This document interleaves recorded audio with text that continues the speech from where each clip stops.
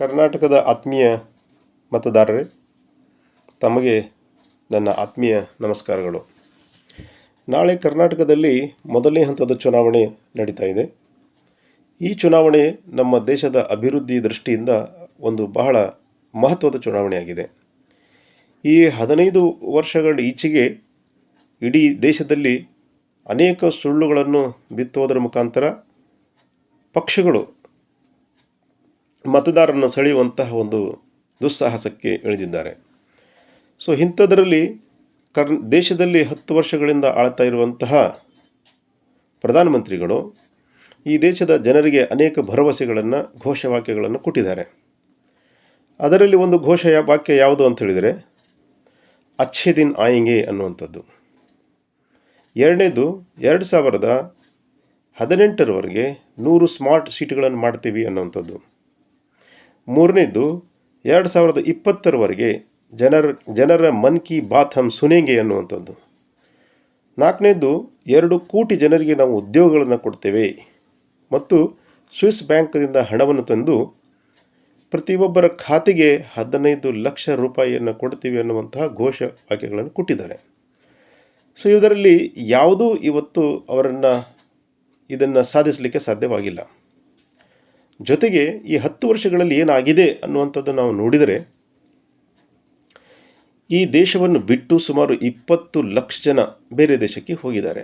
ಯಾಕೆ ಹೋಗಿದ್ದಾರೆ ಅಂತ ಹೇಳಿದರೆ, ಅವರಿಗೆ ಇಲ್ಲಿ ಅಚ್ಛೇ ದಿನ್ಗಳು ಕಂಡಿಲ್ಲ. ಮತ್ತು ಈ ಕಳೆದ 10 ವರ್ಷಗಳಲ್ಲಿ ಏನಾಗಿದೆ ಅಂತ ಹೇಳಿದರೆ, ಈ 10 ವರ್ಷಗಳಲ್ಲಿ 1% ಜನರ ಹತ್ತಿರ ದೇಶದ 40% ಆಸ್ತಿ ಕ್ರೋಢೀಕರಣ ಆಗಿದೆ.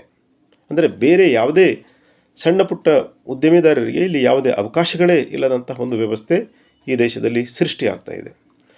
ಅದರ ಜೊತೆಗೆ ನಮ್ಮ ದೇಶದ 30% ಬಡ ಮಕ್ಕಳ ಒಂದು ತೂಕ ಕಡಿಮೆ ಆಗ್ತಾ ಇದೆ. ಅದರ ಜೊತೆಗೆ ಅವರಿಗೆ ಅನಿಮಿಕ್ದಿಂದ ಇವತ್ತು ಬಳಲ್ತಾ ಇದ್ದಾರೆ. ಸುಮಾರು 80% ಜನ ದೇಶದಲ್ಲಿ ಮಲ್ಟಿ ಡೈಮೆನ್ಷನಲ್ ಪಾವರ್ಟಿಯಿಂದ ಇವತ್ತು ಅವರು ಬಳಲ್ತಾ ಇದ್ದಾರೆ. ಜೊತೆಗೆ ಇನ್ನೊಂದು ಪರಿಸ್ಥಿತಿ ಯಾವ ಥರ ಇದೆ ಅಂತ ಹೇಳಿದರೆ, 1947ರಲ್ಲಿ ನಮ್ಮ ದೇಶದಲ್ಲಿ GDP 4%ಗೆ ಇತ್ತು. 2014ರಲ್ಲಿ ಅದು 7.8ಕ್ಕೆ ಬಂದಿತ್ತು.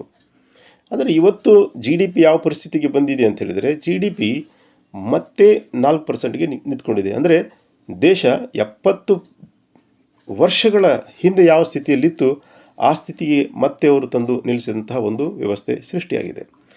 ಇವತ್ತು ಕಾರ್ಖಾನೆಯಿಂದ ಬರುವಂಥ GDPಗಳು, ಆಮೇಲೆ ಅಗ್ರಿಕಲ್ಚರ್ದಿಂದ ಬರುವಂಥ GDPಗಳು ಬಹಳಷ್ಟು ಕುಸಿತಕ್ಕೆ ಒಳಗಾಗಿದ್ದಾವೆ. ಕೇವಲ ಈ ಸರ್ವಿಸ್ ಸೆಕ್ಟರ್ ಅನ್ನುವಂತಹ ವ್ಯವಸ್ಥೆ ಸೃಷ್ಟಿ ಮಾಡಿಕೊಂಡು ಆ ಸರ್ವಿಸ್ಗಳ ಮುಖಾಂತರನೇ ಇವತ್ತು ದೇಶವನ್ನು ನಡೆಸಿ ಕೆಲವು ಜನರ ಹತ್ರ ಅವರು ದೇಶವನ್ನು ಕೊಟ್ಟು, ಕಾರ್ಖಾನೆಗಳ ಮಾಲೀಕರ ಹತ್ರ ದೇಶವನ್ನು ಕೊಟ್ಟು ಈ ದೇಶವನ್ನು ನಡೆಸುವಂತಹ ವ್ಯವಸ್ಥೆ ಇವತ್ತು ಸೃಷ್ಟಿಯಾಗಿದೆ.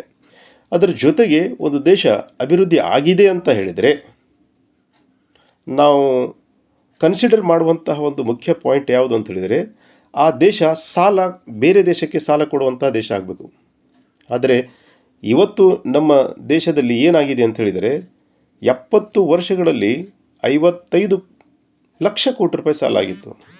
ಆದರೆ ಇವತ್ತು ಏನಾಗಿದೆ ಅಂತ ಹೇಳಿದರೆ 205 ಲಕ್ಷ ಕೋಟಿ ರೂಪಾಯಿ ಸಾಲ ಆಗಿದೆ. ಕೇವಲ 10 ವರ್ಷಗಳಲ್ಲಿ ಈ ಸಾಲದ ಪ್ರಮಾಣ ಭಾಳ ದೊಡ್ಡ ಪ್ರಮಾಣದಲ್ಲಿ ಹೆಚ್ಚಾಗಿದ್ದರಿಂದ ಇದನ್ನು ಮರಳಿ ಕೊಡುವಂತಹ ಶಕ್ತಿ ನಮ್ಮ ದೇಶಕ್ಕೆ ಇಲ್ಲ. ಇಂಥ ಒಂದು ದೇಶವನ್ನು ನಾವು ಅಭಿವೃದ್ಧಿ ಆದಂತಹ ದೇಶ ಅಂತ ಹೇಳಲಿಕ್ಕೆ ಹೇಗೆ ಸಾಧ್ಯ ಆಗ್ತದೆ?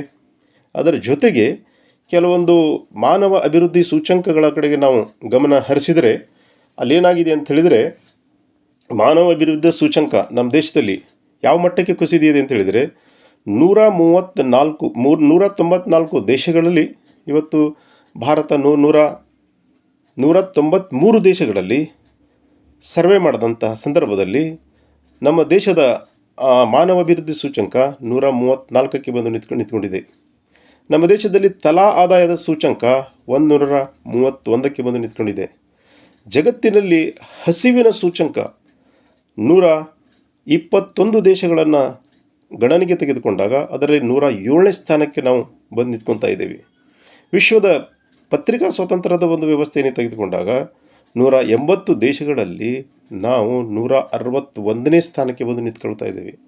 ಲಿಂಗ ಅಸಮಾನತೆಯ ಸೂಚ್ಯಂಕ ನಾವು ನೋಡಿದಾಗ 146 ದೇಶಗಳನ್ನು ಗಣನೆಗೆ ತೆಗೆದುಕೊಂಡಾಗ ಭಾರತದ ಸ್ಥಿತಿ 127ನೇ ಸ್ಥಾನಕ್ಕೆ ಬಂದು ನಿಂತ್ಕೊಂಡಿದೆ. ಅದರ ಜೊತೆಗೆ ಪರಿಸರ ಕ್ಷಮತೆ ಸೂಚ್ಯಂಕ ಇವತ್ತು 180 ದೇಶಗಳಲ್ಲಿ 180ನೇ ಸ್ಥಾನಕ್ಕೆ ಬಂದು ನಾವು ನಿಂತ್ಕೊಂಡಿದ್ದೇವೆ.